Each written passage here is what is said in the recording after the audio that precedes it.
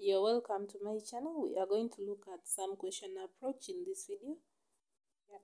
So in this question, the saying using Michael Porter's 5 forces, conduct an analysis of fuel retailing industry in Uganda.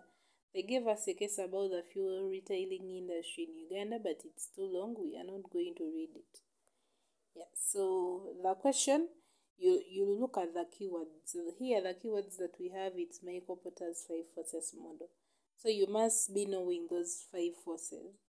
And the first one is bargaining power of buyers.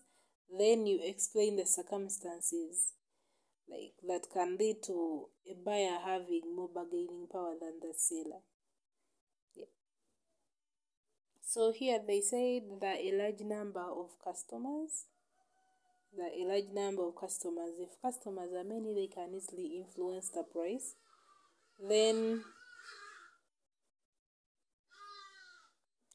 because the fuel retailing industry is very competitive, customers switching suppliers is relatively easy. So if customers can easily switch from one supplier to another, it means that if you increase the price a little, they will leave. So they can easily bargain and you reduce the price. And those other points.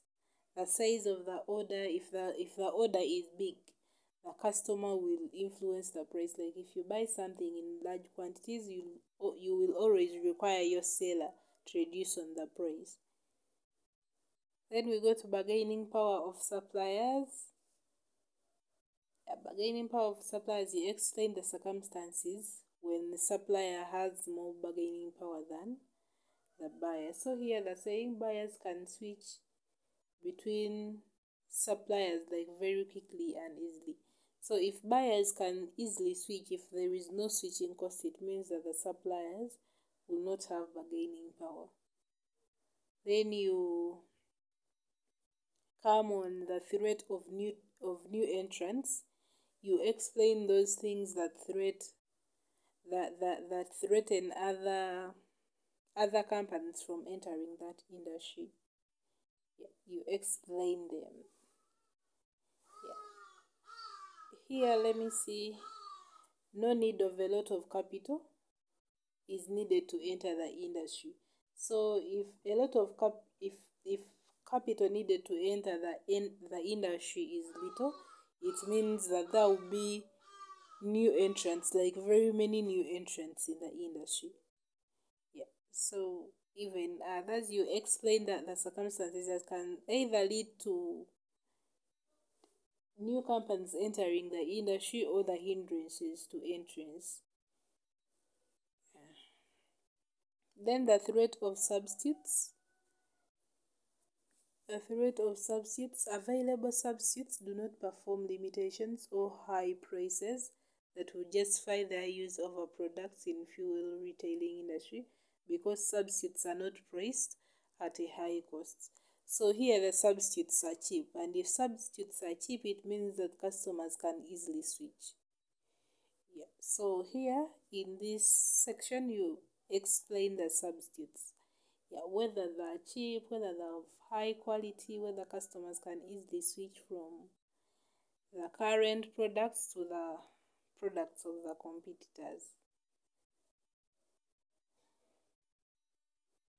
Then rivalry among existing players, you explain like the existing competition. The industry is growing rapidly. The growth rate for the industry is rapid. It is in fact relatively big. This makes it very easy for new entrants to compete with already existing firms. So here you explain the existing competition in the industry. Mentioning 5 forces, each equals to 5 marks. Yeah. Then explaining 2 determinants on each force. 5 equals to 10. So you are supposed to mention the 5 forces and then explain two factors at least on everything. Yeah. Then the next question says both Vivo Energy and Total Uganda have used different strategies to gain advantage over the small entrants. Identify and explain these strategies. We did not read the case. Yeah, but here they are saying expansion drive, total acquisition of struggling players like Caltex and Gapo, then product innovation, i.e. introduction of Vevo Energy and Excel. So these are some of the strategies that they adopted. There is expansion, product renovation, rebranding, marketing and promotions, customer focus, opening up new branches, adding up non-oil services. Yeah. Then 5 points well explained. Time 3 equals to 15 marks. Yeah, so these were the strategies that were there in the case, though we didn't read the case. Then they're saying with reference to paragraph 2, 3 and 4 of this case, it is clear that small firms are not using encirclement, but also some negative practices. Explain the encirclement strategy, giving merits and demerits. Encirclement strategy, it is for the what? It is for the challenger. It is for the market challengers. Yeah. You can go to the previous videos, like I put it there, the Gondi, the market challenger strategies. Under that there is encirclement strategy. So encirclement, it is a form of all-round and comprehensive attack, like you attack the market leader from all corners.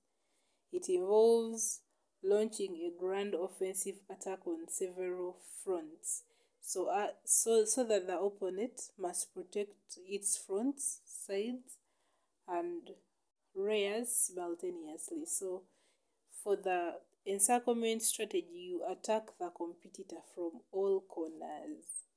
When it comes to pricing, to quality, location, like you attack from all corners. So the market leader is supposed to protect him, like it's supposed to protect itself from all your attacks. That is the encirclement strategy. It comes from the word circle, which is all around. And then the advantage, the opponent is put on pressure. The disadvantage, the attack is meaningful when the aggressor or small firm commands superior resources and firmly believes that such attack will break the opponent's will. So it is only good when the person attacking has enough resources and believes that when they attack, the other person will lose hope. Yeah. Explanation 2 marks. One advantage 2 marks, one disadvantage 2 marks. Another question, using your practical knowledge of strategic management, explain why negative practices are possible.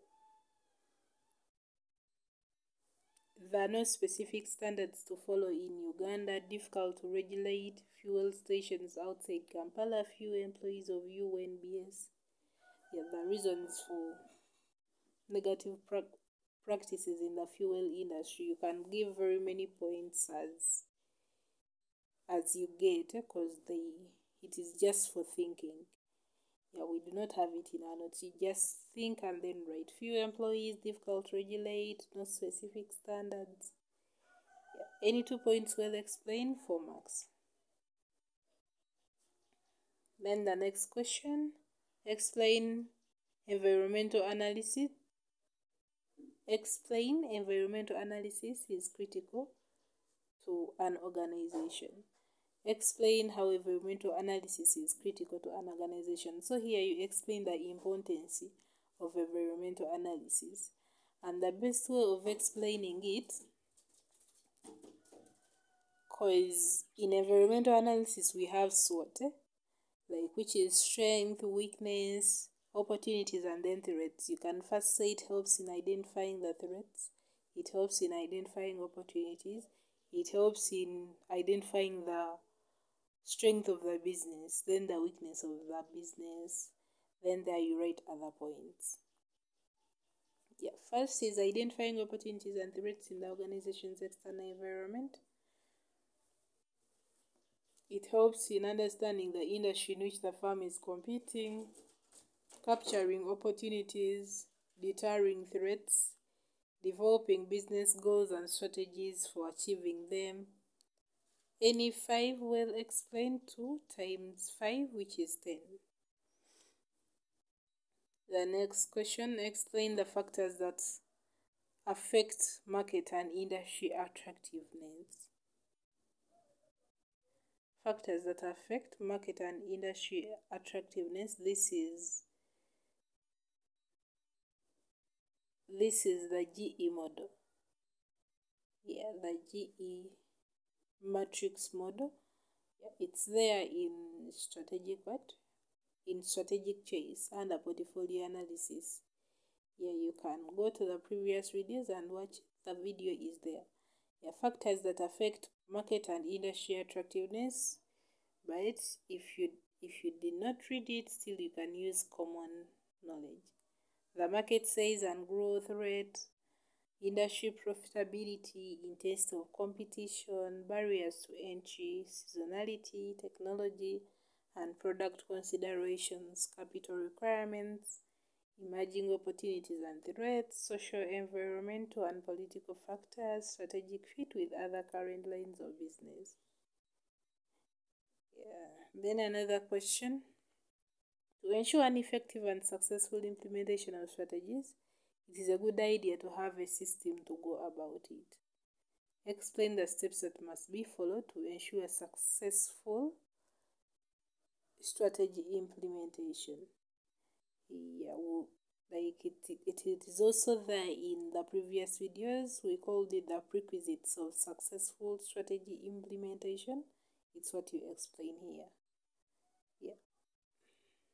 First, we have developing appropriate structures, developing requisite culture, ensuring that the requisite change management, because choice may entail resource allocation, crafting appropriate management style, appropriating budgets, involving alignments, appropriate feedback, action planning, communication.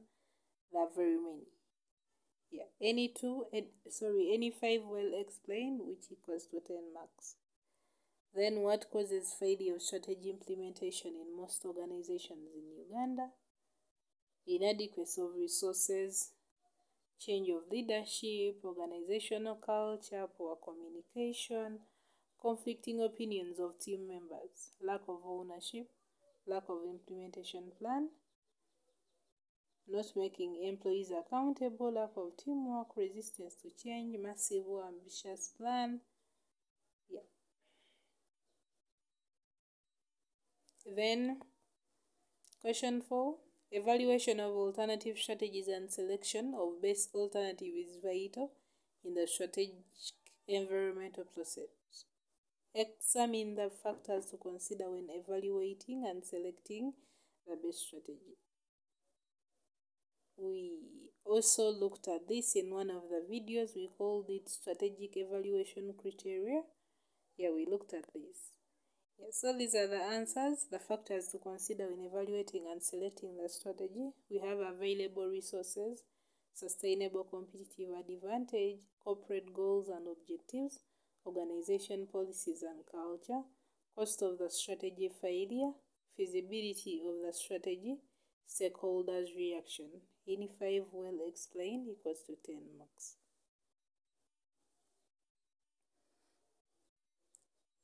Then the next question is, with use of examples, explain the hierarchy of the strategy.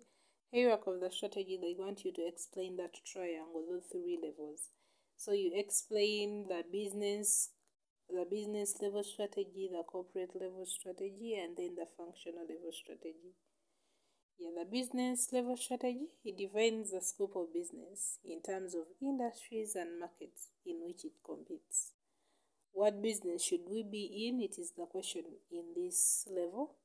It looks at the whole range of business opportunities. Yeah, then the business level, it is concerned of how the firm competes within a particular industry or market. Then the functional level, detailed deployment of resources. At the operational level, like it aims at supporting the business level strategy to achieve its objectives. Yeah, and those are the 3 levels that you're supposed to explain the hierarchy of a strategy. Any 3 well explained? 10 marks.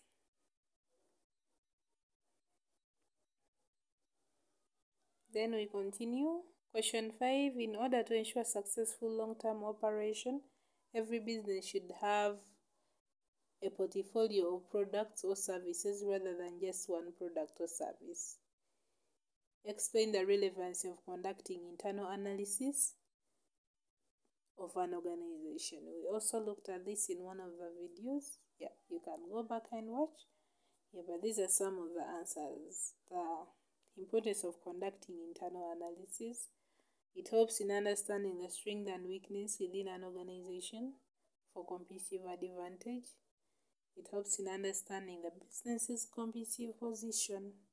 Helps in addressing weaknesses, taking advantage of strength, developing business goals and strategies for achieving them.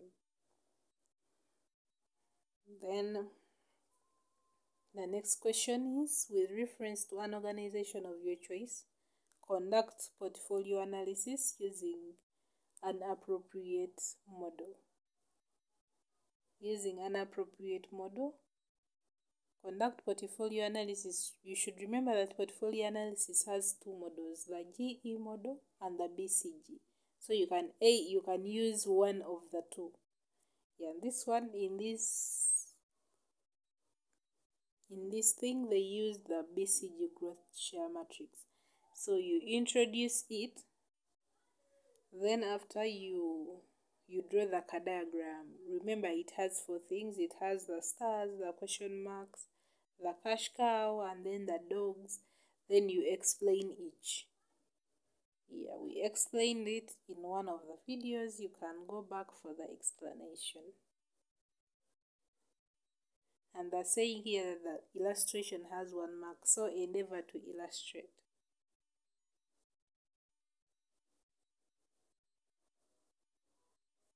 Yes, so that paper is done. Thanks for watching. Don't forget to subscribe, like, comment, share with your friends. Let's catch up in my next video.